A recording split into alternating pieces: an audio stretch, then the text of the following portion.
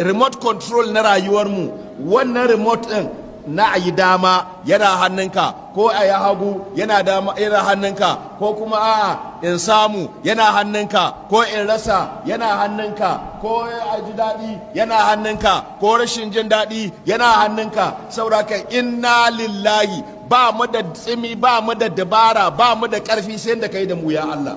Wa inna ilaihi raji'un, kuma lalle mu zuwa ga Allah za mu koma. Shi ya sanya al'amarin Najeriya muke cewa inna lillahi.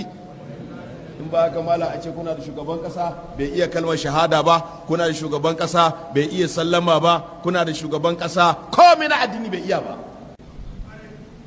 amma kuma da sunan muslim. Jama'a ya kamata mu ji kunyar kanmu,